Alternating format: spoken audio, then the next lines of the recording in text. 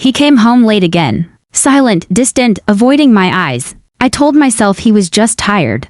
But deep down, something felt wrong, and when I found out the truth, it shattered me. My name is Elena, and for 7 years, I believed I had the perfect marriage. Daniel, my husband, was quiet, kind, and hardworking. We didn't have fireworks every day, but we had peace, or at least I thought we did. Lately, he'd been coming home late. Sometimes after midnight. When I asked, he'd smile faintly and say, "Long day at work, sweetheart," and I'd nod, trying not to seem suspicious. Because that's what trusting wives do, right? But one night, something in his tone felt hollow. He didn't kiss my forehead like he used to. He just mumbled goodnight and turned away. I lay there in the dark, staring at the ceiling, wondering when our laughter had turned into silence. The next morning, I made coffee. And while he showered, I noticed his phone on the table buzzing.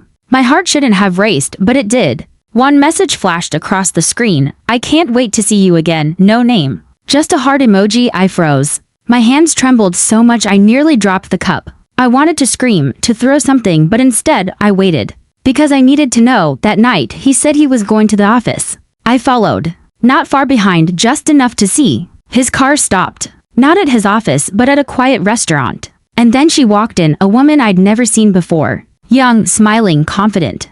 The way I used to be. My chest burned as I watched him pull out her chair. He laughed, the same laugh that used to belong to me. I didn't confront him that night.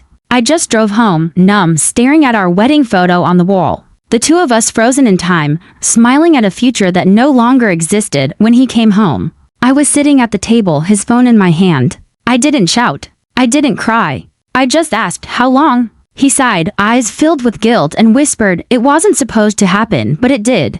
And in that moment, I realized the man sitting across from me wasn't the one I married. The truth broke me. But it also woke me. Because somewhere along the way, I had lost myself trying to love someone who didn't see me anymore. So, the next morning, I packed my things, left the keys on the counter, and walked out, not in anger, but in peace. Weeks later, I sat by the ocean, the wind in my hair, and for the first time in years, I felt light. He took my love for granted, but he also gave me something unexpected.